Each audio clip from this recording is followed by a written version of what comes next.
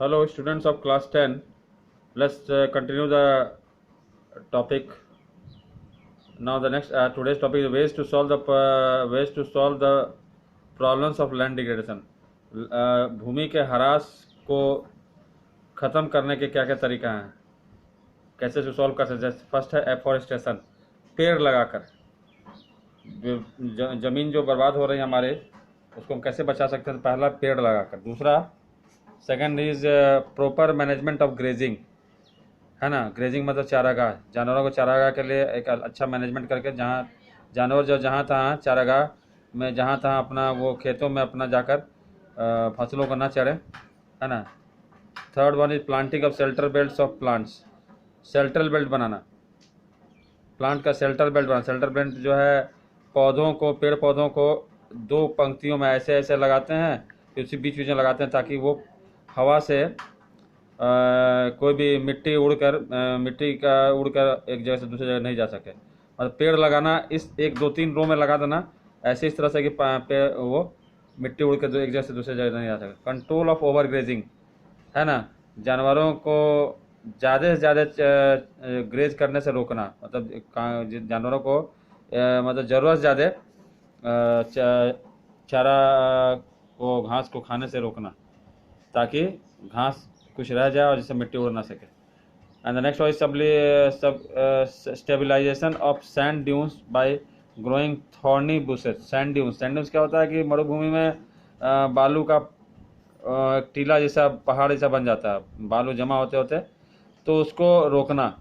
वो कैसे रोकेगा, क्योंकि वहाँ पर पेड़ तो जल्दी बड़े बड़े लगेंगे नहीं, तो इसीलिए वहाँ पर कांटेदार झाड़ियाँ लगाकर, जिससे कि बालू उड़ ना सके, बालू एक जगह से दूसरी जगह जा ना सके। इससे क्या सैंड ड्यून बनने से रुक सकता है, तो वहाँ पर बालू भी एक जगह से दूसरी जगह नहीं जाता। नेक्स्ट है proper management of waste lands, proper management of waste lands, और जो जहाँ ज़मीन का जो उपयोग नहीं हो रहा उन ज़मीन का भी उपयोग करना।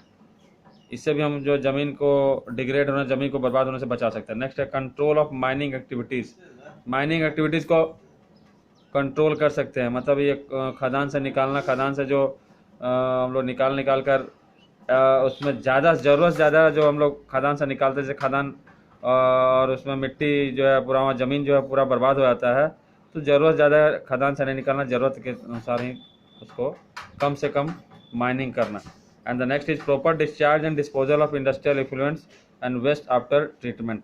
अब जब हम लोग डिस्चार्ज, इसको जब हम लोग कोई चीज़ को इंडस्ट्रियल जो कारखाने से, जो हमारा कारखाने में जो हमारे जो वेस्ट प्रोडक्ट्स हैं जो निकलते हैं, उसको डिस्पोज करना, उसको निकाल कर एक ऐसे जगह पर उसको रखना ताकि हमारे ज़मीन का उपयोग कम से कम हो, और ज़मीन का उपयोग हो तो ज़मीन बर्बाद ना हो। उसका ध्यान रखते हुए वो जो वेस्ट का ठीक से ट्रीटमेंट करके, उसको वेस्ट मटेरियल का भी बढ़िया से ट्रीटमेंट करके उसको हम लोग डिस्पोज करें, ताकि मिट्टी बर्बाद नहीं हो, ज़मीन बर्बाद नहीं हो।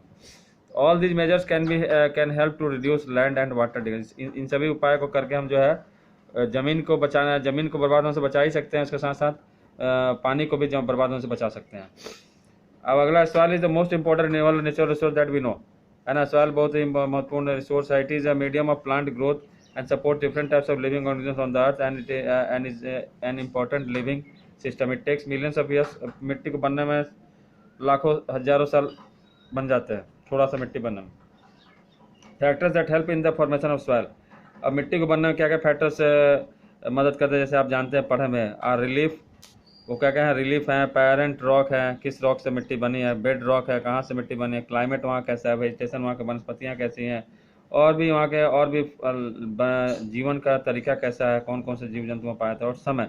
ये सभी फैक्टर्स को मिलाकर ही मिट्टी बनता है। मिट्टी बनने में ये सब फैक्टर्स कारक काम करते हैं। Various natural forces such as change in temperature, समय टेम्परेचर का जो बदलाव आना, एक्शंस ऑफ रनिंग वाटर, है ना, जो बारिश का पानी या पानी को बहने का जो एक्शन है, etcetera also contribute soil formation. ये सभी फैक्टर्स जो है सॉइल को बनने में मदद करते हैं। अब soil can be classified, soil को हम लोग पढ़े, इसको क्लास 8 में भी आप पढ़ चुके हो। सॉइल को हम लोग क्लासीफाई कर सकते हैं, है ना। उसके सॉइल कहाँ से बना, उसके तरीके से, किस रंग का है सॉइल, का रंग कैसा है, सॉइल की थिकनेस कैसी है, मोटाई कैसी है, टेक्सचर, चिपचिपापन है कि नहीं सॉइल में, कितना पुराना है, उसका केमिकल फॉर्मेशन कैसा है मिट्टी का, फिजिकल प्रॉपर्टीज़ क्या है मिट्टी के। इन सभी फैक्टर्स पर, इन सभी बेसिक्स पर आधार पर हम लोग मिट्टी को हम लोग क्लासीफाई करते हैं, जो हम लोग पढ़े हैं क्लास 8 में भी पढ़ चुके हैं। जैसे alluvial soil, black soil, red and yellow soil, laterite soil, arid soil. तो एलुवियल सॉइल में हम लोग पढ़े थे, ये वाइडली स्प्रेड है, सब जगह भारत में बहुत जगह पाए जाते हैं। ये इंपॉर्टेंट एंड फर्टाइल सॉइल, बहुत ही उपजाऊ मिट्टी होता है। इसमें जो है various properties of sand, silt and clay, ये जो है सैंड, सिल्ट और क्ले से मिलकर बना होता है, ठीक है। और इसमें ये कहाँ पैदा है, हिमालय रिवर सिस्टम में पाया जाता है, इंडस में पाया जाता है, गंगा ब्रह्मपुत्र नदी के किनारे आसपास के क्षेत्रों में मिट्टी की मिट्टियाँ ज़्यादा मिलती हैं, है ना। गुजरात और मेड ऑफ ऑलिवियल से, गुजरात राजस्थान का प्लेन और सब में ऑलिवियल सॉइल से बने हुए हैं। नेक्स्ट है ब्लैक सॉइल, ये ब्लैक इन कलर, काला काला होता है, नोन फॉर एज रीगर और ब्लैक कॉटन सॉइल। ये कॉटन के लिए, कपास के लिए और, है ना, कपास के लिए और ये कॉटन के लिए, जो हम लोग जिससे हमारा धागा बनता है, सूती कपड़ा बनता है, इसके लिए ये जो है ब्लैक सॉइल काफ़ी उपजाऊ है। It deals in growing cotton, climatic condition with the parent rock material helps it's formation found in Deccan trap. कहाँ कहाँ मिलता है, डक्कन ट्रैप में मिलता है, spread over north eastern Deccan प्लेटू and made up of the lava flows. ऊपर से लावा जो निकला था उससे जो निकल बहा है, उससे बना है पूरा। कहाँ कहाँ ज़्यादा मिलता है, तो महाराष्ट्र में, सौराष्ट्र में, मालवा, मध्य प्रदेश, छत्तीसगढ़, है ना। इसे बढ़ता हुआ south east direction along the Godavari and Krishna valleys तक, मतलब दक्षिण तक चला गया ये मिट्टी का ब्लैक सॉइल। अब रेड एंड येलो सॉइल, ये जो है लाल और पीला होता है, develops in the crystalline igneous rocks in areas of low rainfall in the eastern and southern parts of the Deccan प्लेटू, है ना। हमारा डक्कन प्लेटू नीचे का हिस्सा, हमारा भारत का जो निचला हिस्सा है, जो भारत का नक्शा के देखेंगे तो आधा भारत के, मध्य भारत से नीचे का जो हिस्सा उसको डक्कन कहते हैं। तो उसके दोनों तरफ, चाहे पूर्वी भाग हो चाहे पश्चिमी भाग हो, दक्षिणी भाग हो, दोनों तरफ जो है डक्कन प्लेटू, वहाँ पर इस तरह की मिट्टियाँ मिलती हैं। They are also found in parts of Orissa के भागों में, छत्तीसगढ़ में, south parts of middle Ganga plain, Ganga के मध्य भाग के प्लेन में मिलते हैं, and along the western Ghats, पश्चिमी घाट में भी इस तरह की मिट्टियाँ मिलती हैं। और ये रेड क्यों होते हैं, क्योंकि इससे समझ में आता है कि यहाँ आयरन का जो है मात्रा ज़्यादा होता है। रेड और येलो आयरन की मात्रा ज़्यादा, शो करता है कि इस मिट्टी में आयरन की मात्रा ज़्यादा होती है। एंड मेटामॉर्फिक रॉक से बना होता है ये, and look yellow then it occurs in hydrate form and hydrated form. जब इसमें पानी मिलती है तो और येलो भी दिखने लगता है इस मिट्टी में। तो ये इसका गुण है मिट्टी का।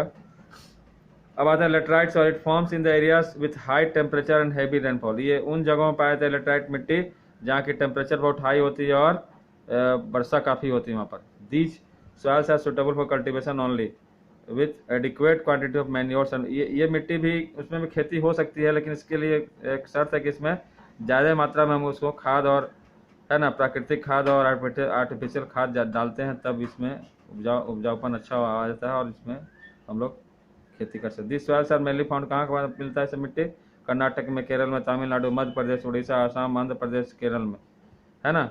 This soil are very useful for growing tea and coffee. ज़्यादातर चाय और कॉफ़ी इन तरह की मिट्टियों में पाई जाती है, उपजाई जाती है। अब अगला मिट्टी एरिड सॉइल, पढ़े आप पहले भी, vary from red to brown in colour. इसका लाल से कत्था रंग का कलर होता है एंड ब्राउन कलर तक इसका कलर हो सकता है लाल से। They are generally sandy in texture, ये इसमें बालुई होता है ना, ये भसभस होता है, बालुई टाइप का होता है, इसमें चिपचिपापन कम होता है। एंड सलाइन इन नेचर, इसमें थोड़ा सा खारापन होता है, खारापन मतलब नमकीन होता है मिट्टी। And common nature and common salt is obtain from it by evaporating the water. इसे हम लोग चाहें तो नमक भी निकाल लेते हैं, है ना, पानी को उड़ाकर इवापोरेट करके हम लोग नमक भी बना सकते हैं। That the end of the today's class. Thank you.